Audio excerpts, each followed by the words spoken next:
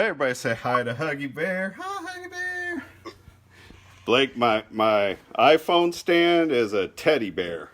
Actually, Nice. a teddy bear I got doing a little bit of volunteer work for Beatball. Um, Awesome. Kind of tied into the 99 World Series a little bit. 5 p.m. It is 5 o'clock. I'm going to fire up the music, make you sit through my big introductions, Mr. President. And we'll be off and running. Here we go.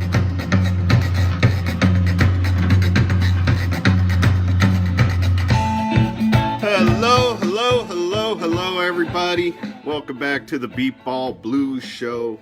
This is your captain trying to guide this ship through some really unfortunate waters these days. So I know usually I try to come out with a lot of energy and all my silliness and pat myself on the back for silly stuff, whatever, but just not feeling that this week. Just doesn't feel appropriate. So I'll cut off from all of that and just go straight into it. I'm going to bring in our guest, the president of the National Baseball Association, Blake Boudreaux. Blake, Hey, thank Neil. you. Hey, everybody listening. Thank you very much for coming on. I do appreciate it very much. Like I told you when I reached out, the Beatball meeting is usually more formal. I know that, I have no breaking news here. We're not telling anybody anything they don't already know. But I thought maybe in a less formal situation, we come in here and we could talk about the decision a little bit, talk about the league moving forward. Like I said, in a less formal way, I guess. So, how considering everything, how are you feeling overall? Overall, as saddened as I am about the World Series this year being canceled, there's a lot more going on in this country, and I think it's a time for reflection for all of us, and a time for healing for the country in terms of COVID and the civil unrest going on right now. Yeah, I actually agree with you totally. I was thinking about this last night. I'm a big sports fan. I believe you are also, and I've been listening to baseball and football and basketball my whole life, and like when big things happen, like somebody like before the virus hit, when Kobe Bryant died, I think is kind of a good example to where, even though they've had scheduled games and the NBA and the sports world still like had stuff to still, on the schedule they had to do.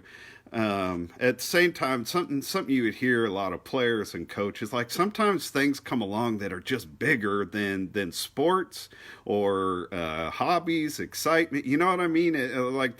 Sometimes life just matters more Absolutely. than everything else. And we already were dealing with this virus, and then this horrible, disgusting tragedy that took place in Minnesota that's carried on to our country, just like in total chaos right now because of anger and disappointment and all the things that go into it, man. There's so much going on bigger than Beatball right now. Right. I completely agree. And, like I said, beat baseball has been a part of my life as long as I can remember, but we've never seen a year like 2020. And throughout my lifetime and many of our lifetimes, even those who are older than us, to have a pandemic of this nature that has completely shut down our country, followed by such a horrific tragedy that happened in Minneapolis and all the chaos and civil unrest that's, gone along with that. We have not seen a year or a start to a year that looks anything like this. So, yeah, I can remember reading tweets back in I don't know, mid-March, where people are going on Twitter like, man, this is the worst year ever. And it's in 2 months, things have only gotten more difficult. So, and even though, we do have bigger things in the world to tackle over Beatball, there's, still a lot going on in Beatball right now, and that's what this show focuses on. So we are going to address what I've called a historical decision. Before we jump in, though, speaking of life being bigger than sports, I wanted to ask. I consider your dad, Charles Boudreaux, to be one of the like big characters of the league. You know, there are some people, you know, they're big to our league, and there's some people who are like characters too. I consider DB a character to our league, but I consider your dad too. You know, I hope I'm not offending you or anybody with these comments because I mean them well. I feel like they're a fabric of our league by saying what I'm saying. But how is your dad, Charles Boudreaux, the great coach of the Value City Heat? I know he's experienced health issues in the last few years. How's Charles coming along? Well, anybody who knows my dad and has been around him knows that he's stubborn as can be, and he's not the type to just lay down regardless of the situation. But he was diagnosed with a non-curable form of lymphoma that shocked a lot of us. You know, he is perfectly healthy, and then all of a sudden we get this news. He ended up in the intensive care unit for over a month on 2 different stents. He developed sepsis and fungal pneumonia along with the cancer at the same exact time. Man. And really took shot after shot after shot. And, you know, I went to visit him and had to lift him up and help him several times. And it was hard seeing my dad, you know, the tough, strong person that has been, you know, at the forefront my entire life, be so weak and so frail. But, you know, regardless of how bad of a shape he was in, he still was making wisecracks at me and complaining to nurses and being his loud, normal self. So I knew, and I told everybody, even though they called us and told us he wasn't going to make it multiple times and to rush up to the hospital, I told him, as long as he's still yelling, as long as he's still kicking and being his normal self, regardless of how bad he looks, he's going to make it. He's not going to die in a hospital bed. He's going to die somewhere on that beat baseball field yelling at me or somewhere. You know, and sure enough, he has made a miraculous recovery. He's going to lunch and dinner and with his friends and just living a normal life, hanging out with his grandkids and just enjoying himself. And it's just amazing to watch. And though he's been more cautious about his immune system, he's doing extremely well. That's awesome to hear. I'm very happy to hear that. You know, I shared a moment on one of my shows a while back about something that was like one of my. There are 2 things kind of related to beat ball that I'm really that mean a lot to me. That actually didn't have anything to do with hitting or fielding or whatever. More. Just the respect that others have shown me. And I didn't have this conversation with your dad, but your teammate and my brother, Bam Bam, had a conversation with your dad like 7 or 8 years ago that I can't share. I don't want to share the conversation because it was between them. And your dad knew the answers were coming back to me, so it's not like it was a private conversation from me. But again, it was a private conversation, so I'll leave what he said alone. But Seth was asking your dad about me, and your dad's responses shocked me, and were overly complimentary and very respectful, considering. Like, other than hello at the field or at the hotel, we never really got to know each other. You know, and everything your dad said that I took as such a compliment had to do with him just observing me like out on the field and around the tournament. So and I've held on to that. Those 2 things are two of my best memories, really kind of tied into the game. So I don't know. He's always developed opinions about everyone and everything. Some he shares publicly, some he keeps to himself. But if he liked you, he liked you, and that didn't change. It didn't waver, and it was something that he really, if he has respect for someone and cares about them, that's something important to him. So right. All right. Well, we'll dive into the decision that was made yesterday. I'm sure everybody knows this.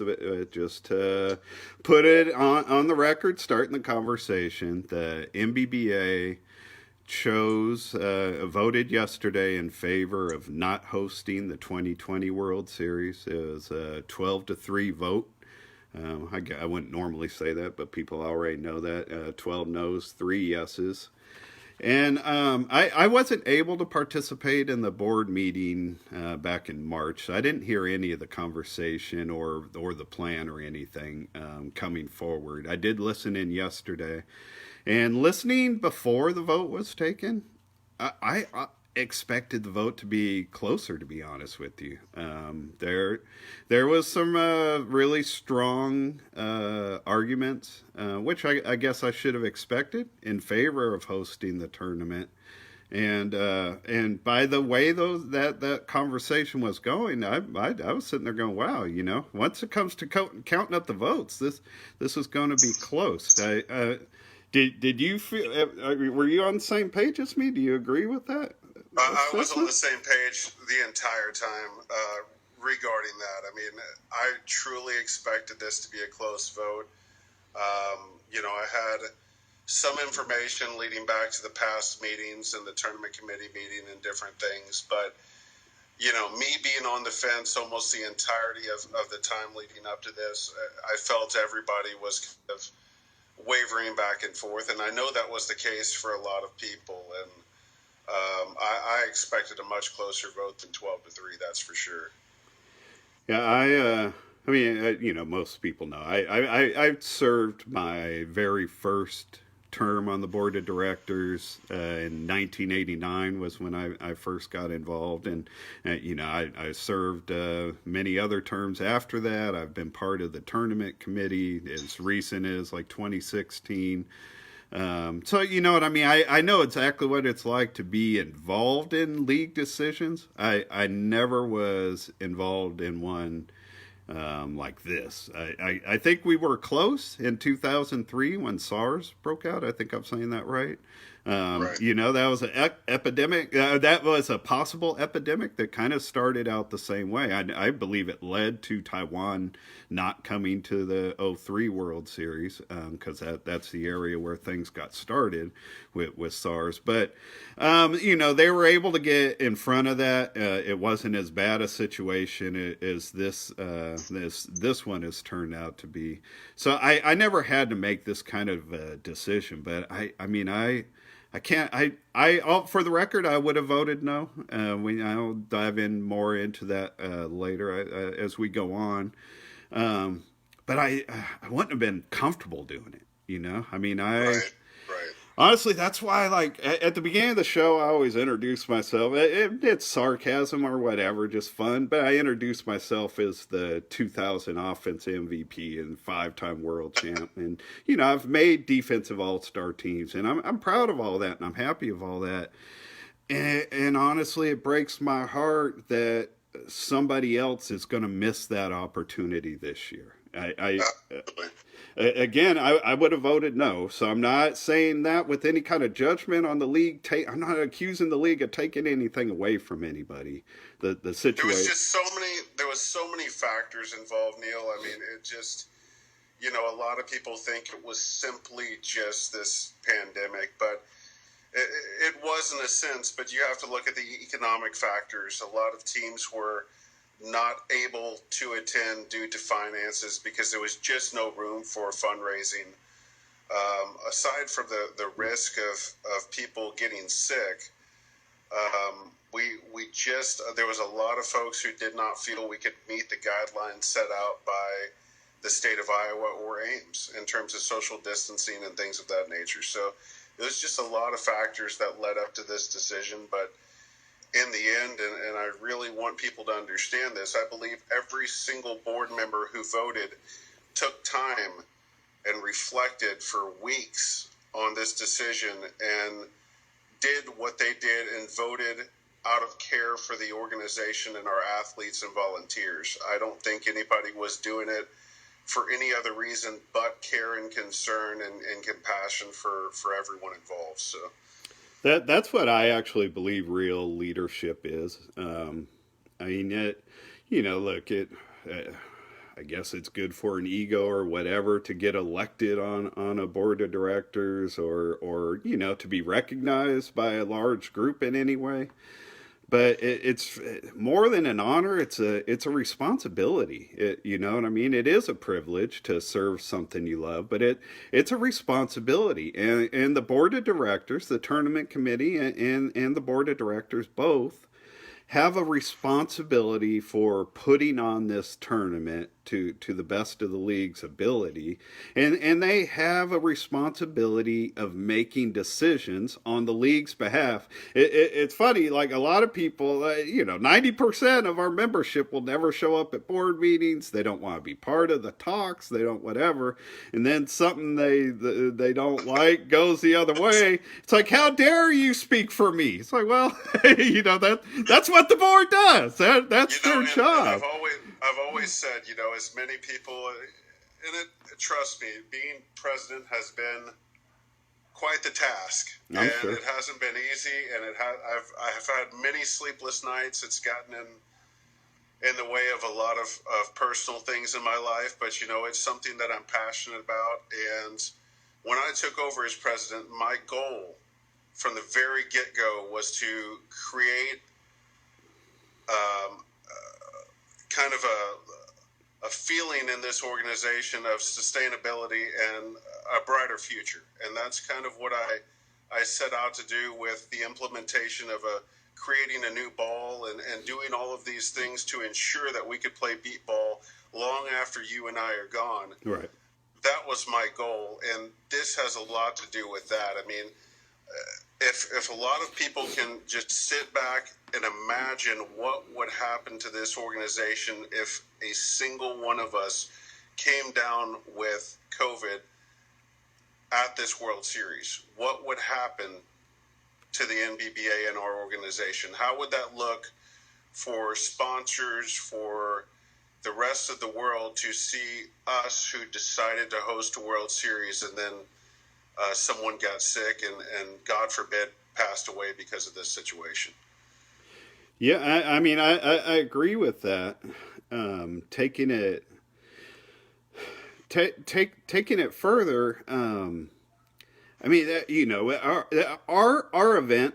I know we're a nonprofit organization. I feel like from my experience on the tournament committee, and I feel like one area where I was really excelling the last couple of years as part of the committee is really getting to understand the business side of our organization. I know we're a nonprofit and we're not making money, but the sports travel industry is like a $3 billion plus industry, and even though we're a small tiny percentage of that 3 billion plus, we are part of that's the industry our event falls under.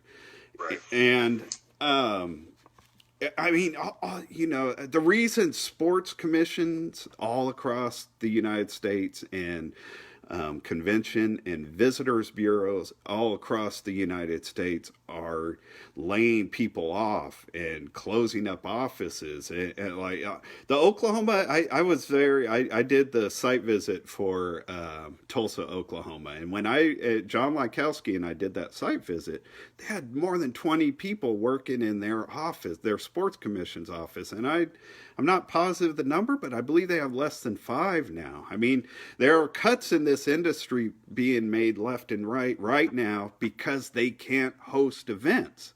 The NBA's not playing. The NHL's not playing. The NFL doesn't know what they're going to do because they haven't, been faced with it directly yet. Right. But baseball hasn't been able to start. What makes us different to where we could go safely, like the NBA?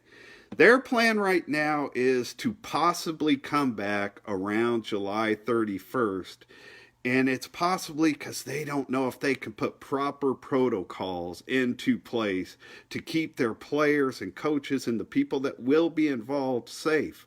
How can we as a nonprofit, when they have doctors, researchers, they can pay for science, whatever, if they can't fully pull it off with confidence right now, how can we 2 months out say, hey, the NBBA is perfectly fine, in good shape to go forward with this? Well, and the logistics of it are an absolute nightmare. Like you just stated, you have these million dollar, and billion-dollar organizations who the logistical nightmare is overwhelming to them. And to us, without those resources, it's even more so. And I'm going to point this out. I'm just going to make a statement regarding myself.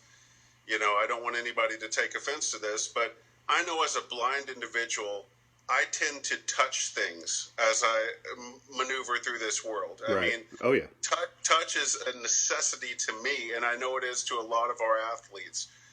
So imagine, not only are we touching everything, but we're reliant upon sighted volunteers for things such as sighted guide or, being in close contact for various other things that we need as blind and visually impaired individuals. not So, real quick, not to cut you off, but the sighted guide part, like people, got to remember when we're together as a team, we're sometimes walking in links of five or six people, because there's only one sighted guide for five blind guys. And I haven't five heard blind that brought people. up the entirety of the discussion regarding this whole situation. I haven't heard sighted guide or any of that brought up, but it's a reality. I mean, the fact that we touch just about everything, right? And when we're going in lines, like you said, of 5, 6, 7 deep with sighted guide, it would be a nightmare to keep everybody 6 feet apart and respect,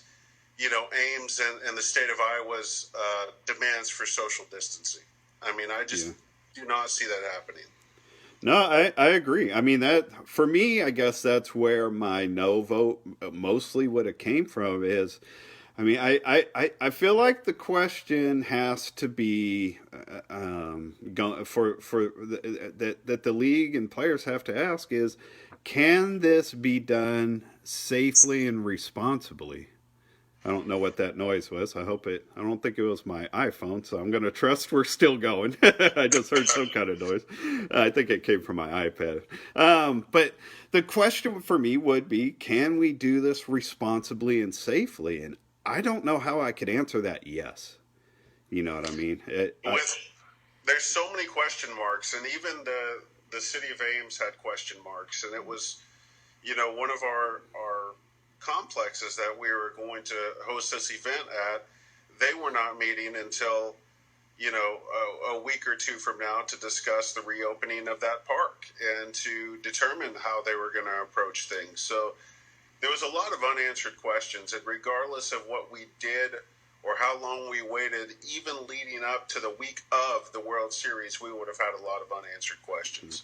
So it was just something that the risk was too much for a lot of our board to stomach. And it was just something that they did what they felt was best and voted for a safer measure and to put this World Series to rest and look forward to next year. And that being said, and I've said this to many people, though we are not having a World Series this year, that does not mean we will not see games later on in the year or perhaps regional tournaments. There's opportunity for beat baseball to be had, but to do it at a national level with the expectation of us keeping everyone safe, it was just a tall task to ask for. I agree. Reading through, obviously some conversation broke out yesterday in the usual place, Beatball Nation, home of this show. So I'm not say that with a smile. I do think it's fair, those who were critical, that those who towards the board members that voted no. That they really, I agree that they, even though I've admitted I would have voted no. I don't feel like the no people put as strong of argument forward as the yes people did. And I mean, granted, the yes people knew they were fighting for something. You know what I mean? The no people weren't. I think maybe felt strong enough in their position that this couldn't happen, that maybe that argument was good enough. But and again, the yes people realized that they wanted it and they knew they had to fight for it. So I could appreciate that they were more prepared. But I do think that those who were voting no, I think it would have been fair to expect them to bring stronger. I heard more like conjecture than I did like strong arguing.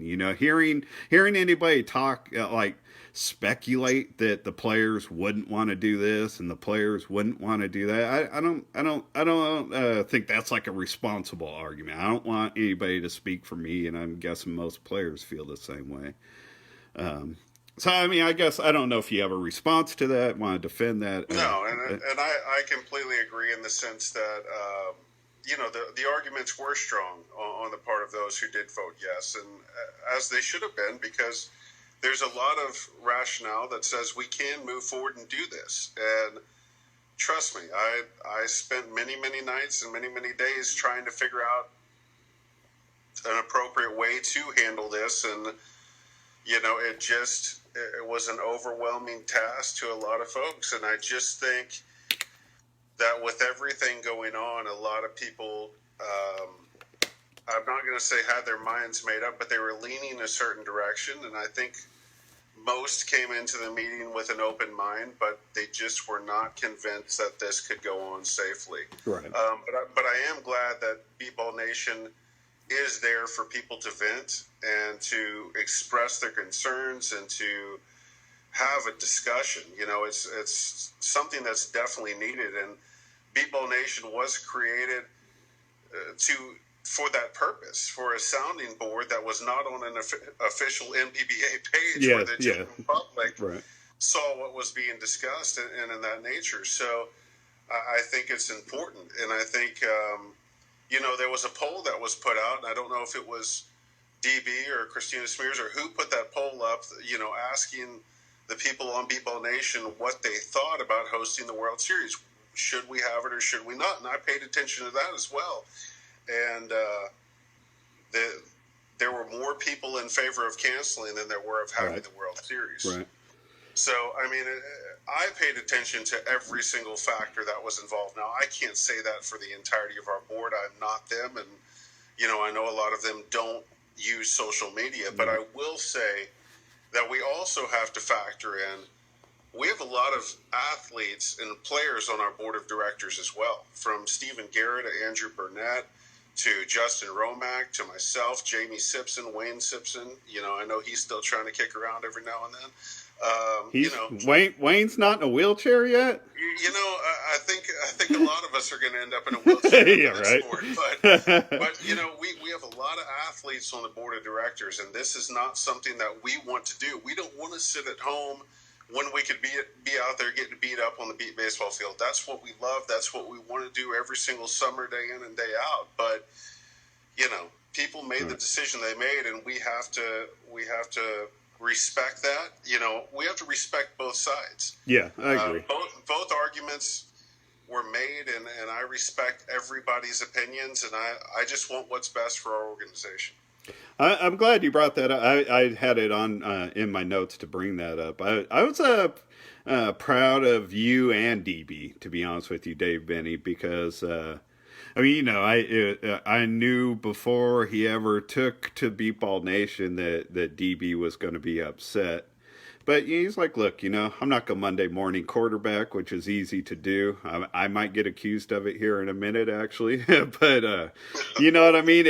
That's an easy thing to do. It's an easy approach to take. He's like, look, I'm not a Monday morning quarterback. And as the venting went on, I saw a comment from you where you're like, hey, you guys got the right to vent. You know what I mean? And I appreciated both approaches. I thought that was fair. You know what I mean? I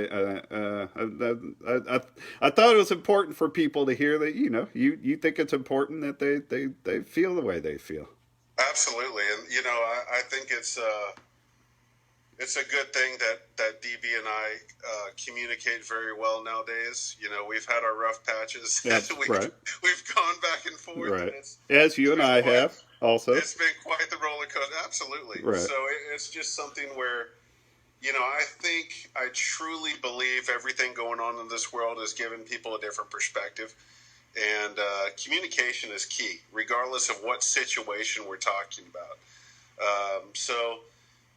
It is important for people to be able to vent. And I will say this, and this is something I've been thinking about for over a month now. If I was not president of this organization and I was simply a ball player, not involved with the board of directors, not involved with the leadership of this organization, I truly feel my vote, if I were to be given one as a player, would have been different than my vote as the president of this organization. I assumed that already. I had assumed that because you said something along the lines during the board meeting. You're like, hey, look, this doesn't reflect how I feel as an individual. This is my job as the president. Right. And I appreciate that too. You know what I mean? I don't know if I really finished my thought on leadership the way I wanted to, but something I wanted to throw in there is that when you're leading, you don't do what's good for individuals. You do what's good for the masses. And if that hurts some individuals, that's an extreme downside. But when you lead, you have to do what's best for the entire group, not what's best for the few. In my That's opinion. exactly right. In my opinion. And I couldn't be this selfish person, though I did not get a vote. I wish I had one during that vote, but although I did not get a vote, that's the mindset that I brought into the whole situation. Is I'm not thinking about myself during this. I'm not thinking about the fact that I want to be out there. I'm not thinking about the fact that I can handle myself as a man, as a human being, as an adult. I can handle myself. I can assure that my safety is paramount. I can assure that I keep social distancing, as a lot of our athletes have expressed.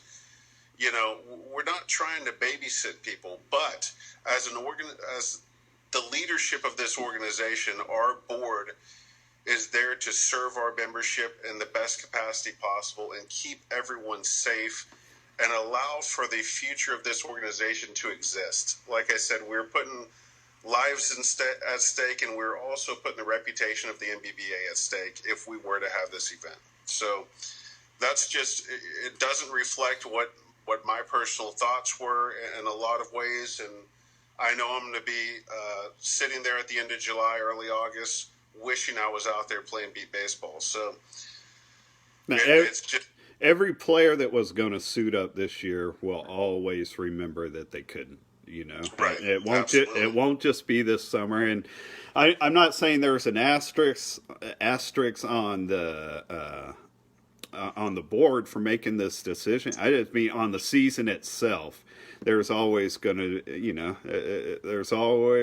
this season's always going to be flagged as the season that couldn't happen. And I look at this too as, I'm not a young kid anymore, Neil. I mean, I know a lot of people look at me and say, oh, he's only 36. I've been playing this sport for 26 years now. Yeah. And the toll that beat baseball takes on the body, especially someone my size, is unbelievable. And I can tell you that in recent years, the recovery from the World Series has been something that I don't look forward to. Yeah, it takes longer and longer, huh? It takes a lot longer. Yeah. My years of playing in this sport are numbered. And, I don't know if I have 5 years left. I don't know if I have 10 years left. I know if I suffer some injuries that I've had in the past to that magnitude, I'll probably have 1 or 2 years left. But it's hard not getting to compete. It's an outlet. It's not just a game to many of us. As you know, it's a part of our lives. And it's something that instills confidence in us. It's something that has just been paramount to many aspects of our life. And it's a shame that we don't get to go out there and play, but my hope is that things will clear up to allow for beat baseball in late August, September, October, November, whatever the case may be, where we can compete, when we can get that fix. It's just not going to be in Ames, Iowa this year. So I mentioned that I may get accused of Monday morning quarterbacking, and that's really not my goal here. I'm really just sharing thoughts. I'm not trying to create whatever. I'm just being honest in how I'm looking at this whole thing. I would not have polled the teams on whether or not they were going to come to the World Series. Um, and I say that only having learned that the league did poll the teams yesterday. I had no idea that that happened. And I don't know if I were a board member or even if I was just listening back in March. I can't say I would have had this foresight. It's easy for me to take it all in yesterday. And you know what I mean? I didn't live through it entirely the way you guys did as a board. But I'll tell you why I say I wouldn't have polled it. And I kind of already touched on this earlier.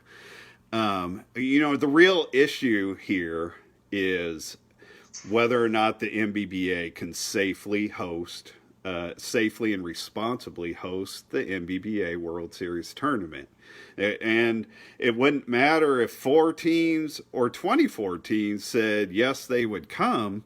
That doesn't change the question the NBBA had to answer.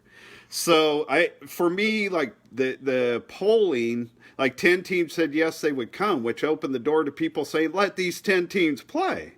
Which I don't think there's a number that the answer would have said, yes, we're going to play. If 20 teams said they would have came, would you guys have said, we owe it to them to put on the tournament? You know what I mean? No, but I'll answer that question because Okay. I completely understand where you're coming from, and I just want to share some insight about why the teams were polled. Okay. There were several factors. We felt it necessary to share with the city of Ames how many teams were planning on being in attendance. That was a question that they had, and it makes sense. I mean, you have to think about the revenue generated from this event. Right. A 22, 25 team tournament compared to a 6 to 8 team tournament is drastically different in terms of their revenue. And if I could interject real quick, Yeah. It's drastically different on the responsibility of the NBBA too. Like I don't think everybody understands like the hotel contract, which is Correct. something that I was the first person that really pushed, because the NBBA did not used to sign their own hotel contract. And when I was going out and doing site visits, I was noticing and talking to the cities when we talked about them having to be responsible for the hotel contract. It wasn't an issue from the standpoint to where they wouldn't host the tournament, but it always surprised them and was something they had to work on, because with every single other event, they never had to do that.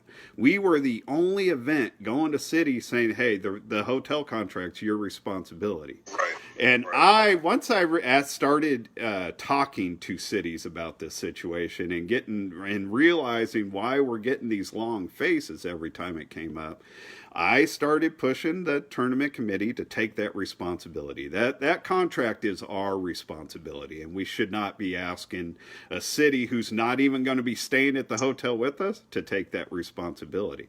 But what Well, people on the flip side, Neil, we also look at, say we had 22, 25 teams still planning on attending.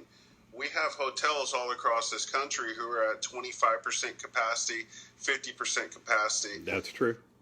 Whatever the case may be. There was nothing as of now that stated that hotel could have hosted all of us as they planned on doing before the COVID-19 pandemic hit. So that factor, the hotel on both sides, knowing whether or not they were going to lose money or whether or not they may not be able to hold all of us in that particular hotel.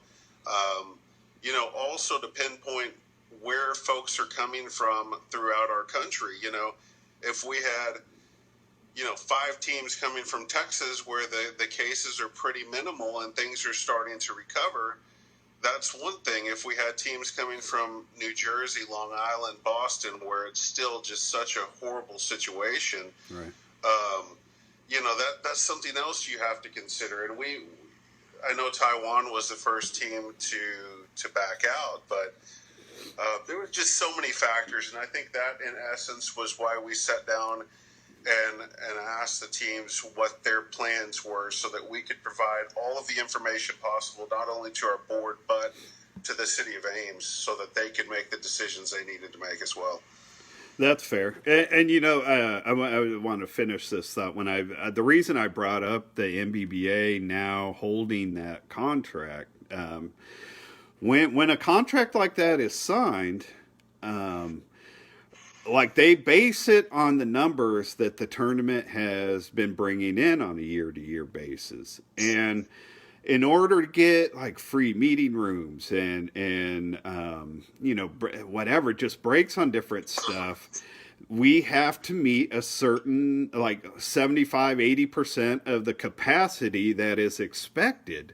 And if we hold a tournament with 8 teams instead of an expected 20 teams, those numbers are drastically affected and could affect the NBBA in a negative financial way. And John just reported yesterday, man, this pandemic's already hit the NBBA's financial holds. It has, and just to give you some insight, and I don't know if you're aware of this or how many of our members are aware of this, the same situation you just explained of what could happen in Ames if we had an 8-team tournament happened in West Palm Beach regarding the hotel, because many of our members decided to move out of the host hotel and go to a cheaper option or a less expensive option because the prices were so high. And we were stuck with less rooming nights than was on that contract. And we had to do some quick maneuvering in order to recoup some of that money. But we took a hit in West Palm Beach because of that same exact situation you were talking about. So how I was involved back then. How I mean, I know that should have affected things, but that was before the NBBA signed. I believe Tulsa was the very first year. I know so. Tulsa's the very first year the NBBA signed the hotel contract. So how did that come back to? Not that it's fair, but that should have gone back on West Palm Beach, not on the NBBA.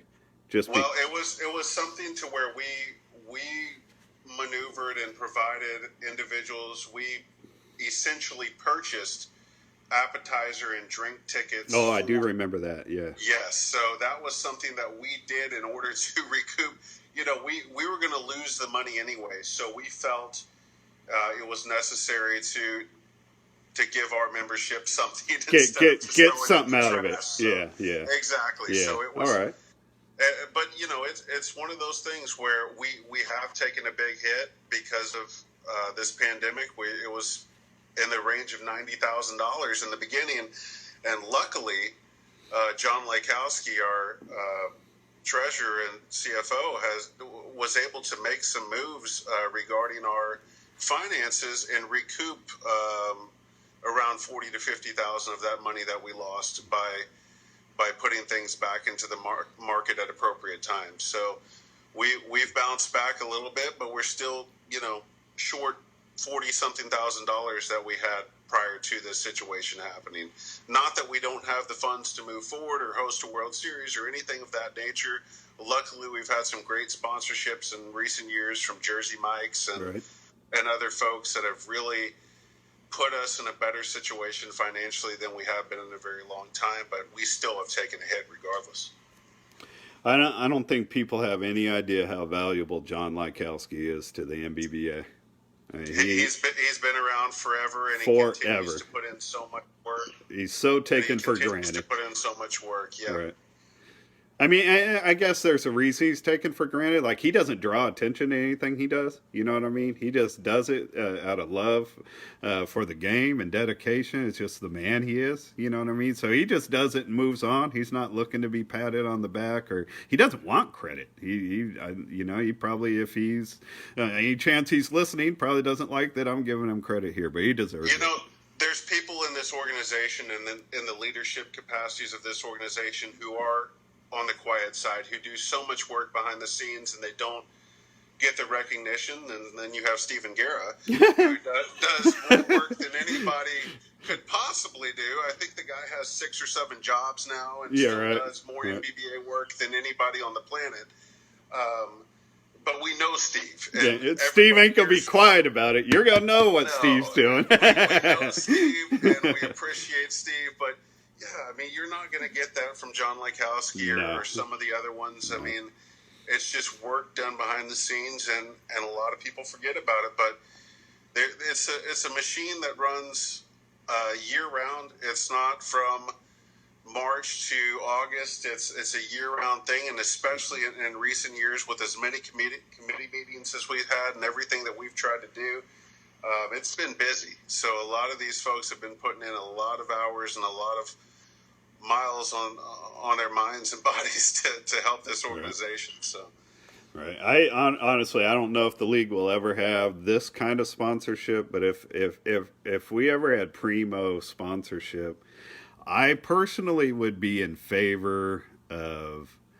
I mean, I know we could extend this conversation, but to start out, I think the secretary of our league and the first vice president of our league deserve some compensation because it's more than volunteer work. It's hours of work every month. It literally is a part-time job. So I would love someday for those positions to at least be compensated, maybe not fully paid positions, but compensated for the time that they're given. Not taking away from anything you do as a president, because I know you do put in the time, and I know it's second vice and treasurer. Everybody's putting in their time, but those two positions just by default, it doesn't matter if it's Steve, somebody before him, whoever's going to be next at secretary, and same thing at first vice president. Those jobs are just so demanding. There's a reason a small percentage of people would ever run for those two positions. The amount of work Steve Guerra puts in, and this is not undermined the amount of work that Jan Traphagen or anyone else does, the amount of work Steve Guerra puts in is remarkable. And I don't see anybody in this organization or outside of this organization being able to handle the load that he puts on his shoulders. And it's something that I think I hear from Steve more than I do my parents, more than I do anybody in my life. I think I get more phone calls from Steve Guerra on a daily basis than anyone. And he's always updating me. I mean, I couldn't do what I need to do without him. And I don't think this league would function as well as it has over the past few years without the work that he puts in. But yeah, most organizations, nonprofits, I know USABA, they have full-time staff. And hopefully one day we will be in that position to compensate individuals for the time that they put in, because Steve won't be there forever. Jan won't be there forever. And the amount of work we should be compensating some of these folks for the job that they've been. Don't worry about me and my compensation, because I'll just get Steve to buy me, additional drinks or dinner or whatever the case may be. Fair enough. Oh, so I had like two more things. I guess we kind of covered one when I was talking about why I wouldn't have done the polling, and then we could wrap up the whole thing from tomorrow and start talking about moving forward. So am I correct in my thinking? As I said, I wouldn't have done the poll because I don't think there's a number that would have answered saying, yes, we're going to go forward. So I'm right in saying that there is no number, correct? No, there's no number. Yeah. It was just essentially to provide information and make sure everybody was well informed. It's kind of a transparency thing. I've wanted everything to be transparent. Right, that's fair. DB holds me accountable for that. A lot of others, so I just breaking news with everything. Yeah, breaking news. And then the last one I have is if we went forward. I don't know if you can fully answer this. I know you guys received a letter from Ames, I believe, right? The board yes, received. We did.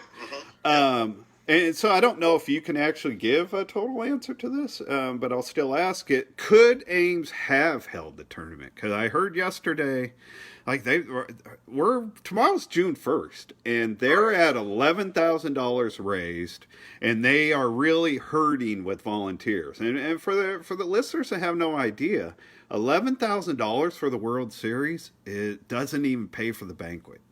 That barely pays for the fields. Probably wouldn't pay. It might pay for the fields and transportation. You know what I mean? It's like that the tournament costs a minimum of $30,000 for a city to run, a minimum, and closer to $50,000 to be safe in the argument. $11,000 is a drop in the bucket for hosting a tournament, as well as the fact that they're hurting on volunteers. And that's huge too. That's the whole key, Neil. I mean, it's not just financially, which they were so far behind. Because of this situation, which is completely understandable. It was volunteers that they had not heard back from or who were not responding because of this whole situation.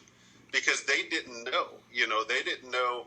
Ames wasn't 100% sure that we were going to have all the fields that we were requesting or that we were promised. That needed, right. They weren't sure that we were going to have the full capacity of the hotel that we were promised. They weren't sure that we were going to have the volunteers or the finances to fund this tournament. There was a lot of unknowns, and then the fact that the Denver Beat Baseball Group, we were still short some balls as well.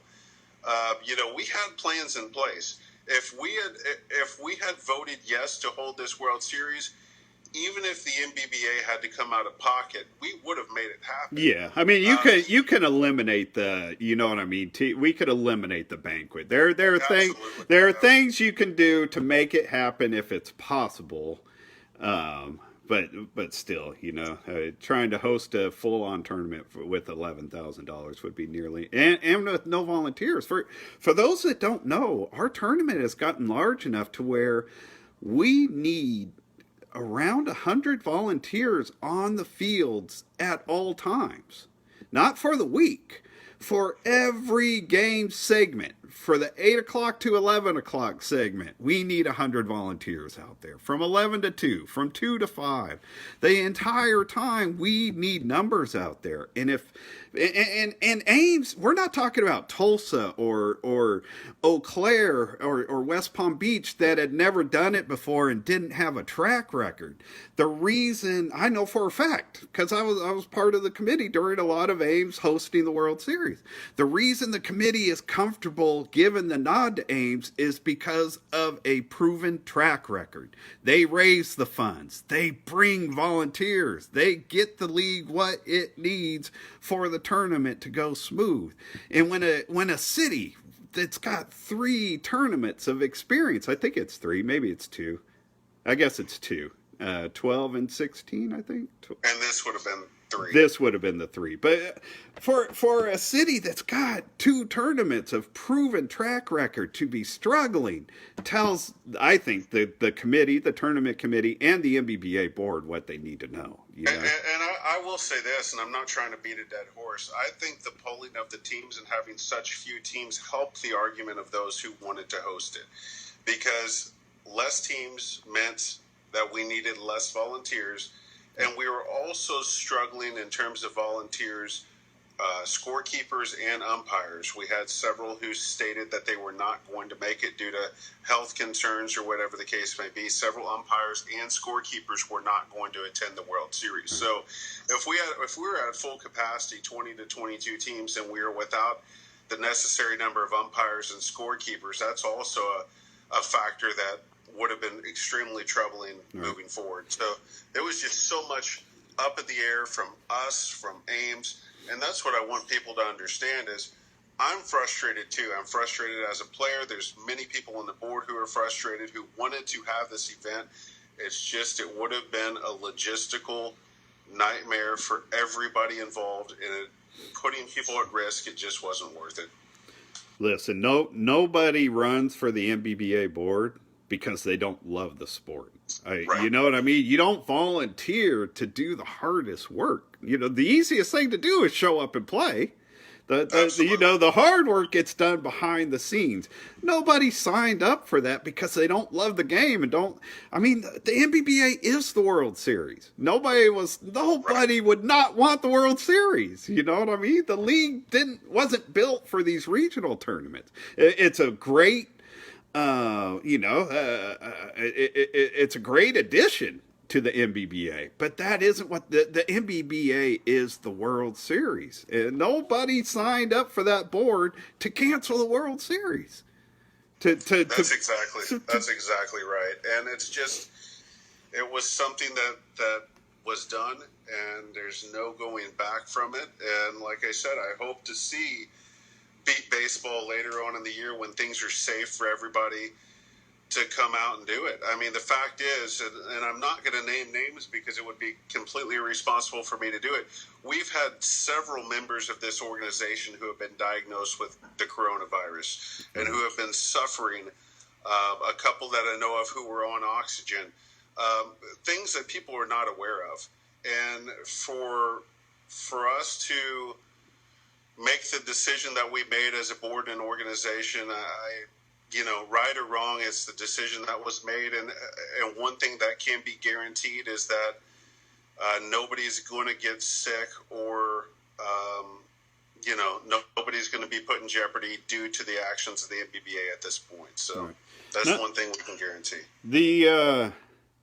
I don't know if people realize it, but the league has to take out like a $2 million liability insurance policy for every World Series. And we have to take that out because the NBBA is liable for anybody that participates in that tournament.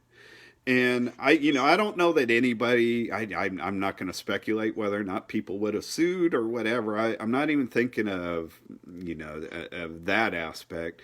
It's more, again, I'm trying to point out that the league is responsible for this tournament. And they can't just say, you know what, we're going to host it. You guys are responsible for your own health. If you get sick, that's your problem.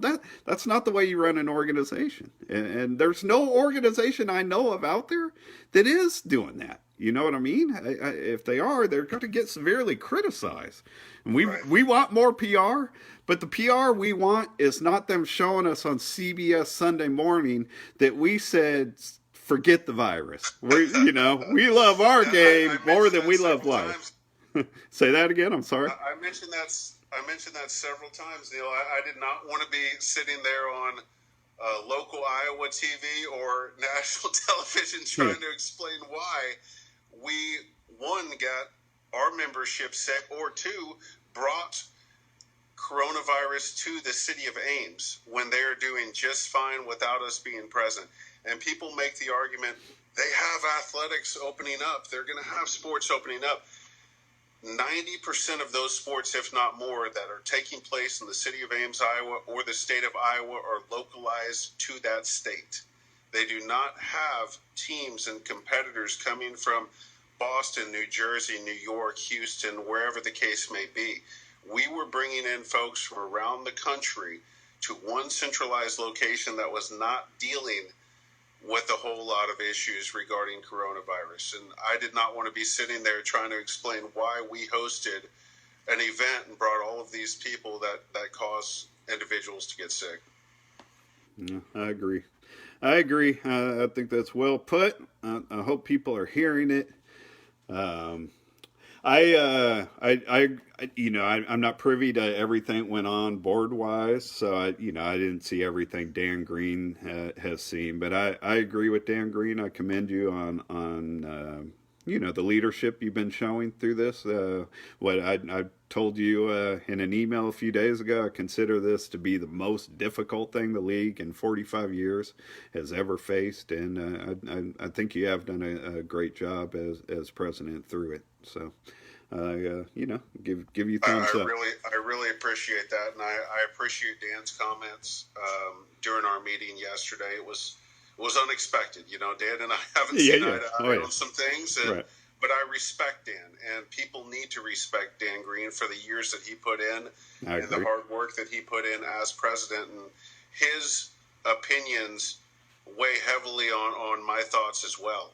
And Dan was adamant about putting our membership at risk, and he did not want to do that. So, I mean, everything that he said, and everything was weighed, and I think everybody listened to every argument that was made. Yeah, Danny's an old man now. He's in that, that high concern, that high concern class. Yeah, as a lot of our folks are. Yeah, As a lot of our folks are. I mean, I said it. I was saying that in tongue in cheek, but that is absolutely true, though. I mean, a lot of our volunteers and scorekeepers, whatever, they're in that 65 plus range, and we have a lot of underlying conditions within our sport as well. Absolutely, all the diabetics and such. Diabetics and things of that nature that would have been put at extreme risk if they were on the field, dealing with it. I agree. Well, I want to say going forward, I plan to keep doing this show. This honestly, when I started this, was something I was just going to do for a little while. Not expecting this to go on as long as it did. I just wanted to offer people a break. You know what I mean, and do something I would have fun doing. And people are still listening, and I love doing it.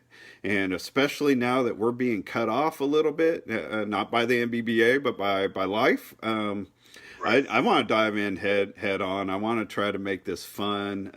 I want to keep going. When teams are playing and I hear about it, I want to bring on players from those games to talk about their games. I know most of the games will probably end up being here live in the nation, so we'll all be able to listen to them. But I want to get players on this show talking about the game. I want to try to bring as much fun, beat ball related as I can. But with that said, I also want to be involved in helping the league rebuild. So if there's any way, that you guys think that I could be of service, whether it's talking about something on this show or just volunteering to help out anyway, you guys won't ever get a no from me. I'm 100% in and trying to help get us back to where we were. Well, you've always been a tremendous help to this organization and put in. I didn't realize, Neil, that you started on the board of directors when I was starting kindergarten. So that's that has more to do with our age, probably. 1989, I was starting kindergarten while he was helping this organization grow. So the years that he's put in. But I do, and I mentioned this in a comment I made on Beatball Nation yesterday, I do expect the 2021 World Series in Wichita, Kansas to be one of the largest World Series we've had in recent history. I expect that. There's a lot of new teams coming from California,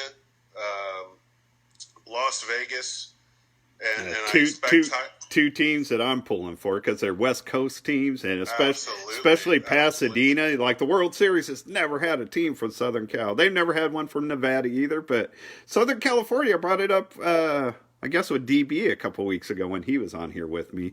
Southern California's got one of the largest blind communities. They do, absolutely. And I've been wanting a team or teams from that area for so long, and I've been wanting a World Series. I'm going to keep pressing Darren Keepers and those folks in Southern California to get a World Series going down there, because I would love to go to California for another World Series.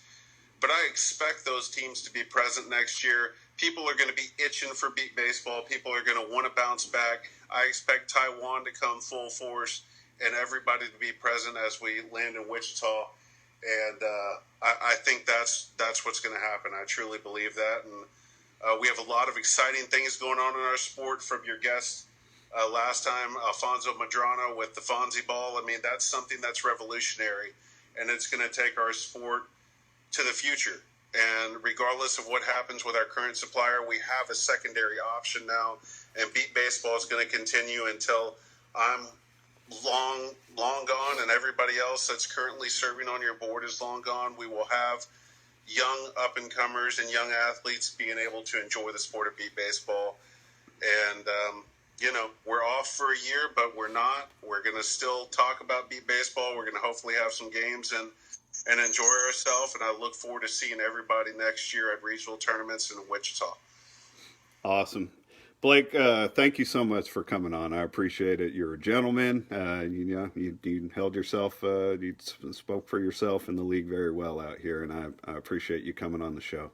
I greatly appreciate you having me, Neil. And I'm just going to say this. If anybody ever wants to talk to me, ever wants to ask me any questions, email me, call me, do whatever you feel like doing. But I will answer anything from anyone, and I'm willing to have a discussion about any of these topics or anything else. So I serve in this role at the pleasure of the National Beat Baseball Association, and that means every single member that's a part of our league. So thank you for having me, Neil, and hopefully, like I said, I can be back on next year when business is booming and we're back on the field.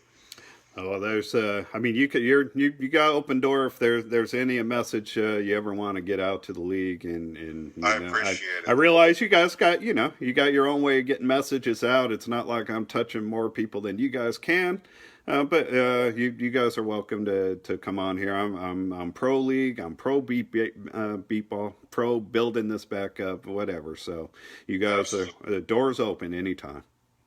Everybody stay safe, including yourself, Neil. Take care of yourselves, and I appreciate it. All right, thanks a lot. You have a good night over there, Blake. Give your dad my best. Will do. All right, brother. Take care. All right, everybody, Blake's off. That's it. Thank you so much. Glad there are no technical issues. I believe I know the problem that caused the overheat last week, so I'll be sure to not go down that road anymore. I meant what I said. I want to keep this thing rolling, and I don't ever want to have a show like tonight where we're talking about disappointing aspects of the game and what's going on. I want us to have fun. I want us to love this game and get everything we can out of it. So I will be back next week, and we're going to keep this thing rocking. Everybody be safe, be smart. You know what I mean? God bless you all with everything that's going on. Just try to keep you and your family safe, and don't contribute to any of the nonsense. Try to be part of the solution, not part of the problem. All right, love you guys. Be safe and well, and I will see you next week. 12 viewers. Comment section. 12 viewers. Lisa Gilchrist is what? Invite to go live with. Comment. Finish. Finish. Button. All right, everybody. Take care. Good night, Aunt Cindy.